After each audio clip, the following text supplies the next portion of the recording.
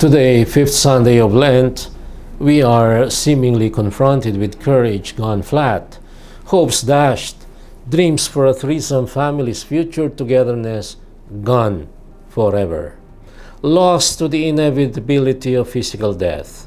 The opening scene of our running movie feature today is one of death and decay, with no less than a graveyard as centerpiece, and with Ezekiel's feeble-sounding oracles trying to rise above a very real and existential condition of humanity's apparent common destiny of desolation. An unmistakable tinge of desolation is what we hear in Martha's plaintive, faintly mocking and blaming tone. "Lord, if you had been here, my brother would not have died." We see traces of the complaint we heard Israelites of old in the desert wilderness. They told Moses 3 Sundays back, "Is the Lord in our midst or not?" The world is threatened with death all over.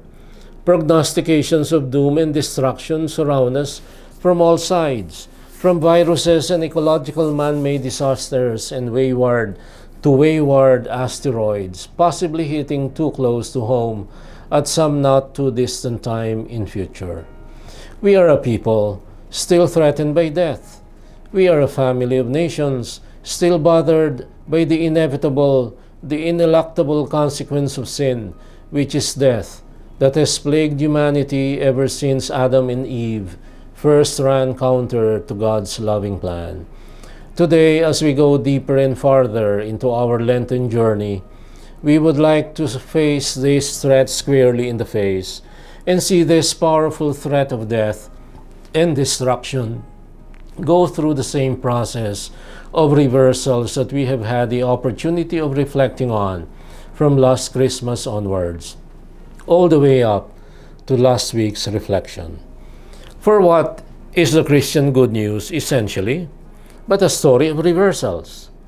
In this unfolding story of salvation, we saw an Adam whose one transgression brought us perdition, but we were also introduced to a new Adam, that one man through whom restoration via reconciliation took place.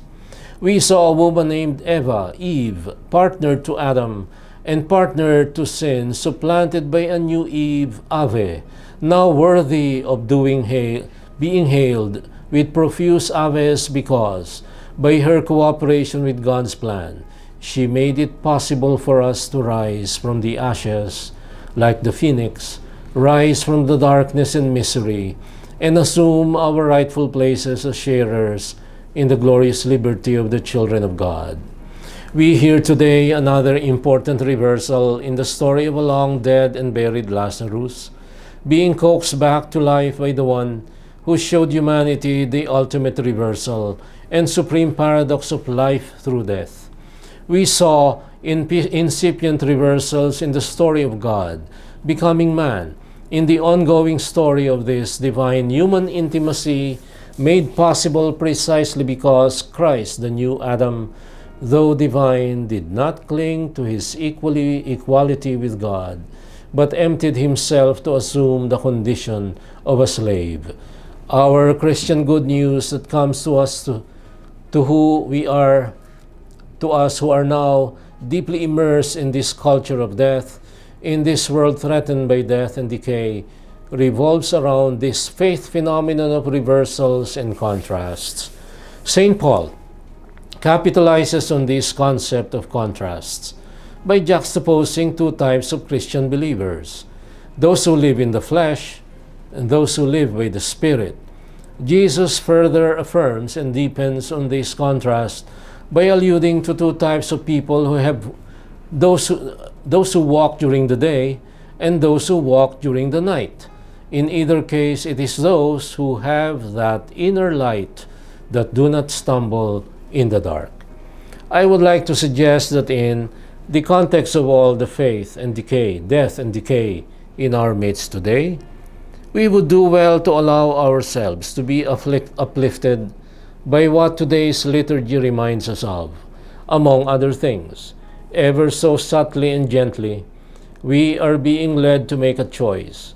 We are asked to choose between a life in the flesh or a life in the spirit, on the one hand, and between having or not having that inner light that will help us not to stumble on the dark, on the other. There is no mistaking the choice of Ezekiel. He has obviously made God's choice his own.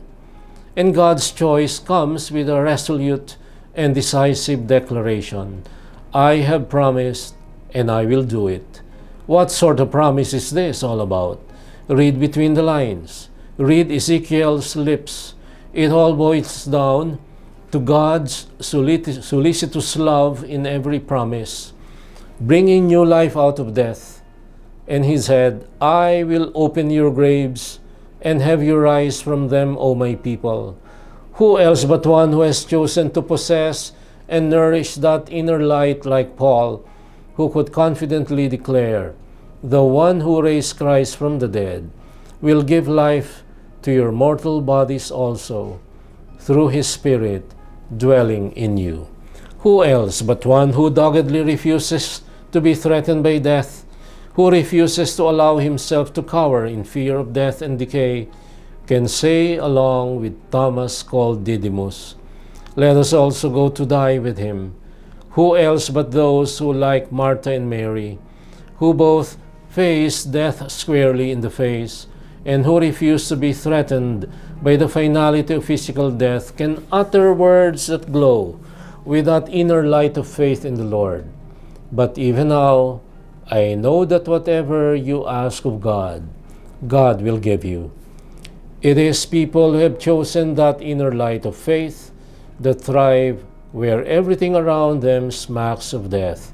It is people who choose to look pain, suffering, and death in the eye, and who willingly join the Master in the journey to Calvary, who also go to die with him, who see the flip side of the death coin and see life.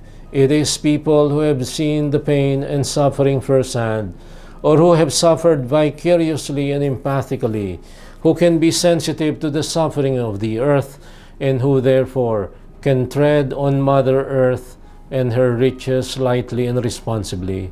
It is people who have learned, like Christ, to die to themselves, who can appreciate the value of innocent lives, and who can therefore afford to be compassionate to fellow human beings who have as much light to live as they have, regardless of their age, health, sex, status, productivity, or usefulness in society. It is those who feel threatened by others, who are also thereby threatened by the idea of death and decay. In their furious attempts at denying death, they end up feverishly fostering the opposite of the evangelical value of life in all its fullness. Unwilling to acknowledge death, they become unable to face their own death-dealing actions and patterns of behavior. Reluctant to be guided by that inner light that keeps them from stumbling in the dark, they end up discouraged by all the death and decay that stalk the land and threaten people's peace of mind and serenity of heart. The inner light that Martha and Mary held on to, the Israelites holding fast to the Lord's promises and resolute declarations, ultimately did not undo nor prevent the unavoidable pain of separation and the pain of losing people in death, including that of Martha and Mary's brother Lazarus. But it was that inner light that brought them perspective. It was that inner light of faith that helped them stand instead of stumble in moments of darkness. It was that inner light of faith that led them to see the meaning behind the ambivalence, the paradox, the mystery of God, who gives life while killing, as one writer puts it. For people who have this inner light of faith, it is not any more death that threatens us. I am the resurrection and the life. Whoever believes in me, even if he dies, will live. And everyone who lives and believes in me will never die. No, it is the other way around. Karl Barth, in his characteristic depth of perception, says this much, echoing St. Paul, who wrote, "Death, where is thy sting? Where is thy victory?" he declares that it is rather death that is threatened by the resurrection. I quote more. Nothing, absolutely nothing can one do who is fated to this life of sin and death with its thousandfold festering needs. Nothing can one do to amend it. Nothing fills up this vacuum. Admit it, there is no way out, unless it is the possibility of a miracle happening.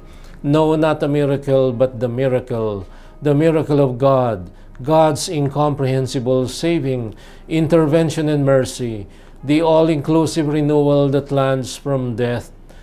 leads from death to life, that comes from Him, God's life word, a resurrection from the dead, a resurrection, not progress, not evolution, not enlightenment, but a call from heaven to us. Rise up, you are dead, but I will give you life. Let us then pray as we do at this Mass for the courage to embrace the world in the name of Christ. This world of death and decay is now happily threatened by the resurrection.